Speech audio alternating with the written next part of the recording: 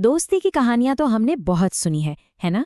लेकिन आज हम एक ऐसी कहानी की बात करेंगे जो समय, दौलत और पद से कहीं कहीं ऊपर है। ये कथा है भगवान कृष्ण और उनके बचपन के दोस्त सुदामा की। कहते हैं संसार का सबसे बड़ा दुख गरीबी है, और यही एक सच हमारी आज की कहानी के बिल्कुल केंद्र में है। गरीबी एक ऐसी परीक्षा जो अच्छों की हिम्मत तोड़ देती है, और यही हमारे नायक सुदामा की जिंदगी की सबसे बड़ी चुनौती थी। तो चलिए कहानी की शुरुआत करते हैं सुदामा से, एक बहुत ही ज्ञानी और धर्म का पालन करने वाले ब्राह्मण जो बहुत ही ज्यादा गरीबी में अपना जीवन जी रहे थे। जरा सोचिए, दोनों बचपन के दोस्त, लेकिन उनके हालातों में जमीन आसमान का फर्क था। एक तरफ थे सुदामा, जिनकी दुनिया एक टूटी फूटी झोपड़ी तक ही सीमित थी, और दूसरी तरफ थे कृष्ण, सोने की नगरी द्वारका के महाराजा। सुदामा का संतोष देखिए, परिवार कई दिन भूखा सो जाता, बच्चे भूख से बिलखते, लेकिन उनका स्वाभिमान उन्हें किसी के आगे हाथ फैलाने की इजाजत नहीं देता था। और यहीं कहानी में एक नया मोड़ आता है। जब पानी सिर से ऊपर चला गया तो सुदामा की पत्नी ने उन्हें एक रास्ता दिखाया। उन्होंने याद दिलाया, अरे अपने दोस्त, अपने भगवान के पास मदद के लिए जाने में भला शर्म कैसी। और बस यहीं से शुरू हुई सुदामा की वो ऐतिहासिक यात्रा द्वारिका की ओर। ये सिर्फ एक सफर नहीं था, ये तो भरोसे और दोस्ती की एक परीक्षा थी। तो हुआ यूं कि पत्नी के बार बार कहने पर सुदामा मान तो गए, लेकिन अब एक नई मुश्किल सामने आ खड़ी हुई कि इतने बड़े राजा अपने दोस्त के लिए भेंट में क्या लेकर जाएं। तब उनकी पत्नी पड़ोस से थोड़े से चावल मांग कर लाईं और उसे एक फटे हुए कपड़े की पोटली में बांधकर सुदामा को दे दिया। ये सिर्फ चावल नहीं थे, नहीं, ये तो सुदामा की पूरी पूंजी थी। उनका सारा प्यार था, उनकी सारी भक्ति थी, जो एक छोटी सी पोटली में सिमट आई थी। ये एक ऐसी भेंट थी जो दौलत से नहीं, बल्कि एक सच्चे दिल से दी जा रही थी। तो जब सुदामा द्वारिका के उस भव्य महल के सामने खड़े थे ना, तो उनके दिल में बस एक ही सवाल घूम रहा था, क्या इतने वैभव और शान शौकत के बीच कृष्ण अपने इस गरीब फटेहाल दोस्त को पहचान भी पाएंगे?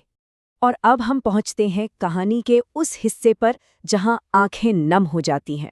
दो दोस्तों का वो मिलाप, ये सिर्फ दो इंसानों का नहीं, बल्कि भक्ति और भगवान का मिलन था। द्वारपाल ने जब अंदर जाकर कृष्ण को बताया कि दरवाजे पे एक बहुत ही गरीब, कमजोर सा ब्राह्मण खड़ा है, जिसके तन पर फटे हुए कपड़े हैं और वो अपना नाम सुदामा बता रहा है। बस सुदामा का नाम सुनना था और कृष्ण सब कुछ भूल गए। ना राजपाट, न सिंहासन, कुछ नहीं, नंगे पांव ही दौड़ पड़े अपने दोस्त से मिलने। ये एक ऐसा दृश्य था जो दोस्ती की हर परिभाषा से परे था। कहते हैं कि उस मिलन का जो वर्णन है वो दिल को छू लेता है। कृष्ण ने अपने दोस्त की हालत देखकर इतने आंसू बहाए कि सुदामा के पैर धोने के लिए जो परात में पानी लाया गया था ना, उसे हाथ लगाने की जरूरत ही नहीं पड़ी। उन्होंने अपने आंसुओं से ही दोस्त के धूल भरे पैर धो दिए।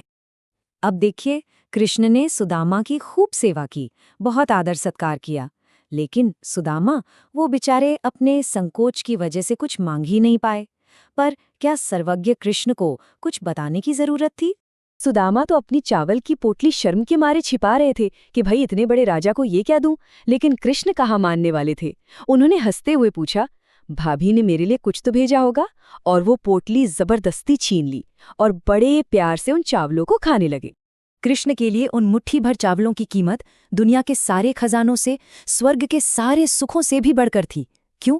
क्योंकि उसमें भक्ति का स्वाद था, निस्वार्थ प्रेम का स्वाद था। और फिर कृष्ण का हिसाब किताब देखिए, जैसे ही पहली मुट्ठी चावल खाई, सुदामा के नाम स्वर्ग का राज लिख दिया। दूसरी मुट्ठी खाई तो पूरी पृथ्वी का वैभव दे दिया, और जब तीसरी मुट्ठी खाने जा रहे थे तो खुद देवी लक्ष्मी को आकर उनका हाथ रोकना पड़ा। अरे अब देने को बचा ही क्या था। कुछ दिन द्वारका में रहकर जब सुदामा वापस लौटे तो मन बड़ा दुखी था।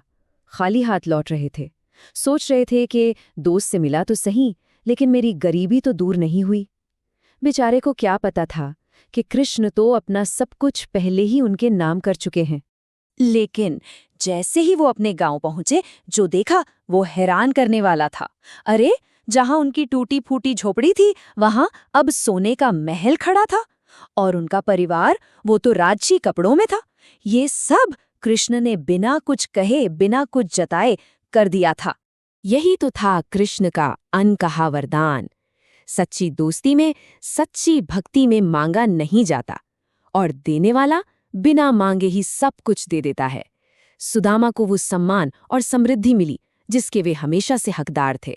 तो आखिर में ये कहानी हमें यही तो सिखाती है कि जहाँ सच्चा प्यार होता है ना, वहाँ कोई राजा रंक, अमीर गरीब, ऊंच नीच नहीं होता। वहाँ सिर्फ और सिर्फ एक दोस्त होता है। तो ये कहानी आज भी हमारे लिए एक सवाल छोड़ जाती है। इस भागदौड़ भरी दुनिया में सच्ची दोस्ती और निस्वार्थ भक्ति का असली मूल्य क्या है? ये एक ऐसा सवाल है जिस पर हम सबको सोचना चाहिए।